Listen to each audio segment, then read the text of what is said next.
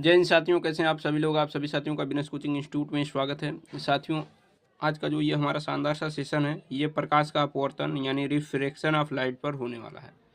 इससे पहले हमने प्रकाश के परावर्तन से संबंधित सारे फार्मूले को सोल्व किया है, उस पर आधारित क्वेश्चनों को भी बताया है। जो लोग चैनल पे नए हों चैनल को ज़रूर सब्सक्राइब कर लें, ताकि जो भी हम वीडियो अपलोड करें उसकी नोटिफिकेशन आप तक पहुंच सके और आप अपनी तैयारी को मजबूत कर सकें।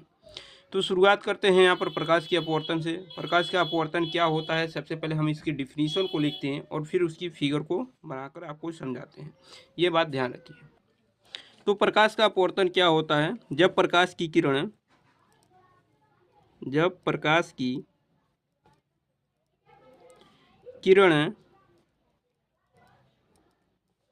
एक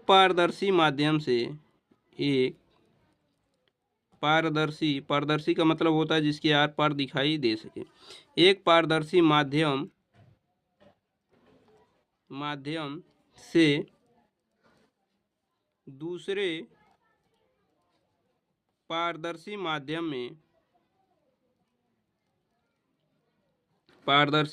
में प्रवेश करती है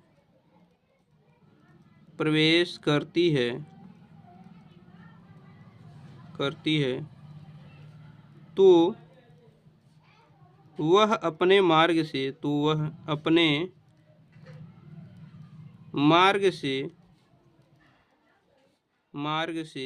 विचलित हो जाती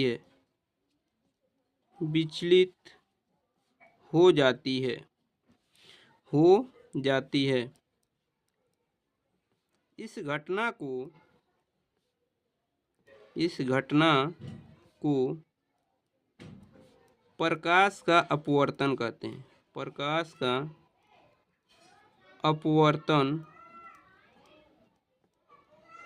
इस घटना को प्रकाश का अपवर्तन कहते हैं। ठीक है ना। ये घटना प्रकाश का अपवर्तन होता है। अब कैसे होता है हम फिगर में चीज़ों को समझाएंगे। तो यहाँ पर सबसे पहले हम डिफिनीशन को रिपीट करते हैं और फिर फिगर में चीज़ों को समझाते हैं। डिफिनीशन क्या है, जब प्रकाश की किरण एक पारदर्शी माध्यम से दूसरे पारदर्शी माध्यम में प्रवेश करती है तो अपने मार्ग से विचलित हो जाती है। इस घटना को प्रकाश का अपवर्तन कहते हैं। अब देखिए यहाँ पर दो फिगर दिखाए गए हैं। दो फिगर में देखिए, ये एक फिगर ये है और दूसरा फिगर ये है। थोड़ा नज़दीक बन गया है फिगर, लेकिन थोड़ा सा ध्यान से समझिएगा। देखिए, इसमें ऊपर वाला जो माध्यम है विरल है और नीचे वाला जो माध्यम है ये सघन है। विरल माध्यम किसे कहते हैं, जिसमें धूल के कण या जो भी पदार्थ होते हैं उसके कण जो होते हैं वो दूर दूर होते हैं, उसे विरल माध्यम कहेंगे। और जिसमें पदार्थ के कण जो होते हैं वो पास पास होते हैं वो सघन माध्यम कहलाते हैं। जैसे वायु की अगर बात करें और दूसरा जल की बात करें तो वायु जो होगा वो विरल माध्यम होगा, क्योंकि उसके कण जो होते हैं दूर दूर होते हैं। लेकिन जल जो होगा वो सघन माध्यम होगा, क्योंकि उसके कण जो होते हैं पास पास होते हैं। इसी तरह अगर जल और शीशे की बात करें तो जल जो होगा उसके अणु शीशे के कंपेयर में दूर दूर होते हैं, तो जल विरल माध्यम हो जाएगा और शीशा अर्थात कांच जो होगा वो सघन माध्यम हो जाएगा। तो ये माध्यम के ऊपर डिपेंड करता है। दो पदार्थों का जब हम कंपेयर करते हैं तो कौन सघन है कौन विरल है, इस पर डिपेंड करेगा।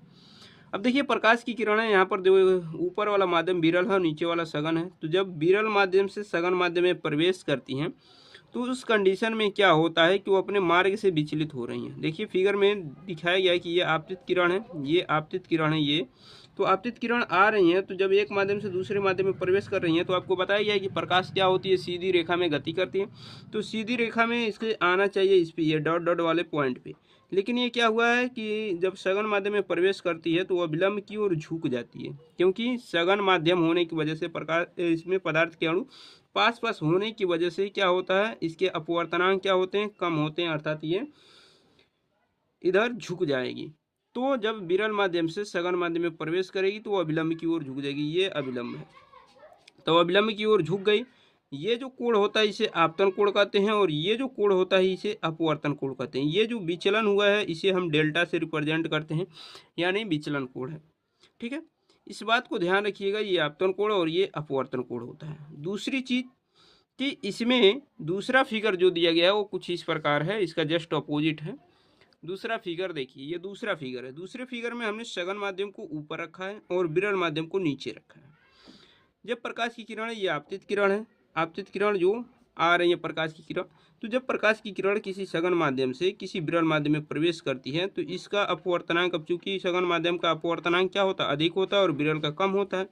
तो जब सघन से विरल में प्रवेश करती है तो उस कंडीशन में विरल में उसकी चाल बढ़ जाती है, जिसकी वजह से उसका अपवर्तन कोण का मान क्या होता है, बढ़ जाता है, यानी अविलंब से दूर हटती है। यानी जब सघन माध्यम से विरल माध्यम में प्रवेश करेगी तो उस कंडीशन में क्या होगा कि वो अविलंब से दूर हटेगी। जब अविलंब से दूर हटेगी तो इस कंडीशन में आपतन कोण आई है और ये अपवर्तन कोण पूरा आर है।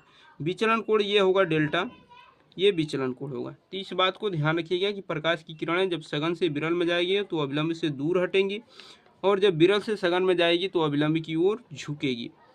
ठीक है। अब देखिए प्रकाश के अपवर्तन के दो नियम हैं। जैसे इससे पहले आप प्रकाश के परावर्तन में भी नियम पढ़े थे, तो उसी तरह प्रकाश के अपवर्तन में भी दो नियम हैं। वो नियम कौन कौन से हैं, उन दोनों नियमों को समझते हैं। प्रकाश के अपवर्तन के नियम, तो प्रकाश के अपवर्तन के नियम, प्रकाश के अपवर्तन के नियम, अपवर्तन के नियम, इसके दो नियम हैं। अब कौन कौन से नियम हैं? पहला नियम है आपतित किरण, आपतित किरण अपवर्तित किरण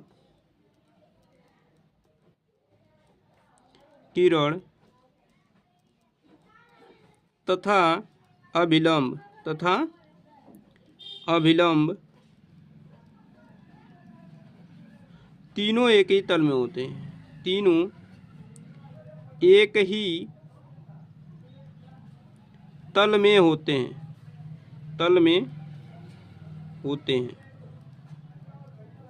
ठीक है ना। ये आपतित किरण और ये अपवर्तित किरण और ये अभिलंब तीनों एक ही तल में है और एक ही बिंदु पर हैं। ये बात ध्यान रखिएगा, ये पहला नियम है।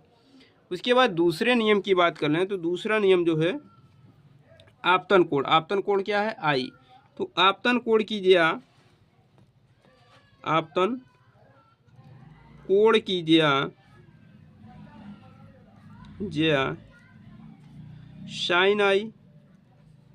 साइन आई तथा अपवर्तन कोण कीजिए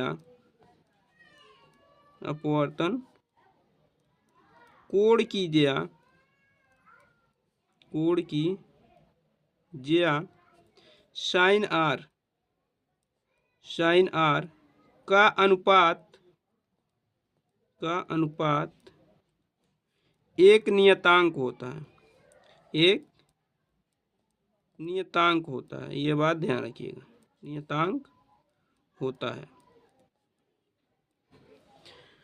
अनुपात एक नियतांक होता है। अगर आप इसको ऐसे लिखेंगे, अपवर्तनांक को म्यू से रिप्रेजेंट करेंगे, एन से भी रिप्रेजेंट करते हैं, तो mu equal to sine i upon sine r, ठीक है ना।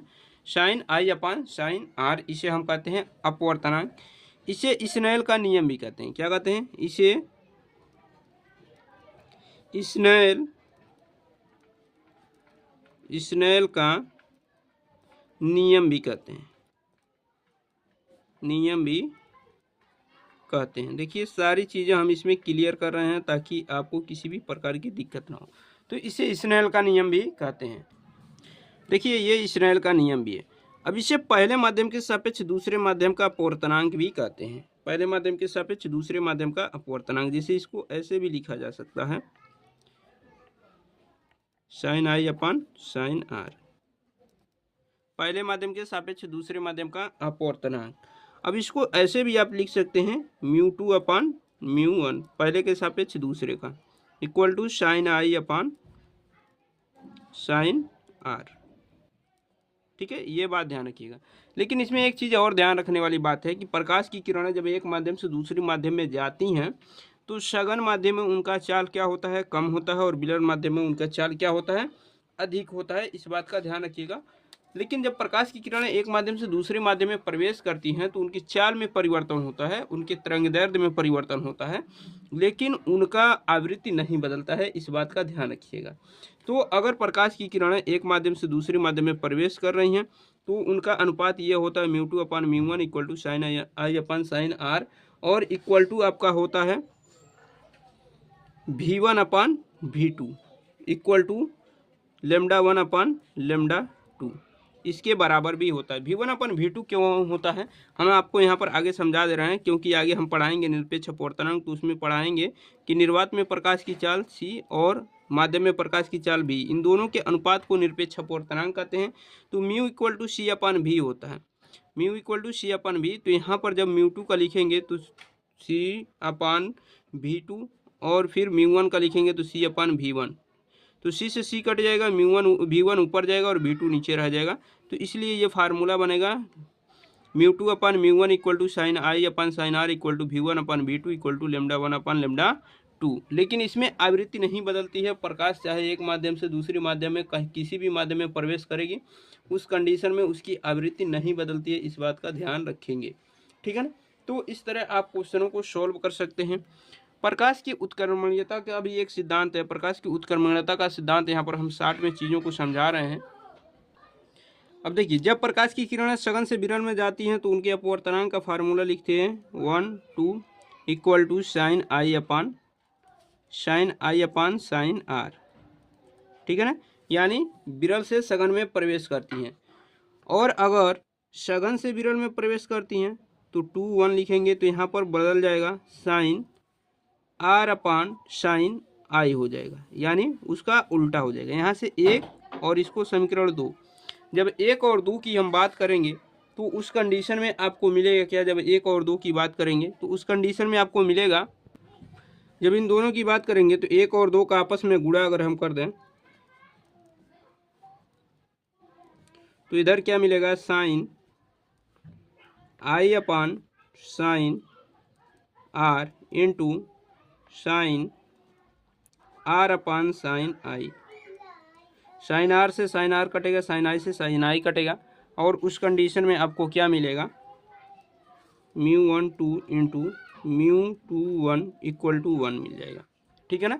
अब अगर यहाँ पर आप किसी का भी मान निकालना चाहते हैं, μ21 इक्वल टू क्या हो जाएगा, 1/μ12, यानी दूसरे के सापेक्ष पहले का अपवर्तनांक इक्वल टू 1/ पहले के सापेक्ष दूसरे का अपवर्तनांक, ये फार्मूला बन जाएगा। तो इस तरह प्रकाश की किरणें एक माध्यम से दूसरी माध्यम में, दूसरी माध्यम से तीसरी माध्यम में प्रवेश करती हैं, तो उस तरह उनका फार्मूला आप इस तरह के सोल्व कर सकते हैं। जैसे एग्जाम्पल के रूप में प्रकाश की किरणें क्या होती हैं, पहले वायु से जल में प्रवेश करती हैं, वायु से जल में प्रवेश करती हैं, और उसके बाद जल से प्रवेश करती हैं इसमें, जिससे प्रकाश की किरणें वायु से किस में प्रवेश करती हैं, जल में। ठीक है ना। यहाँ पर आप म्यू भी लिख सकते हैं और एन भी लिख सकते हैं, दोनों सिंबल यूज कर सकते हैं। तो वायु से जल में प्रवेश करती हैं, और फिर जल से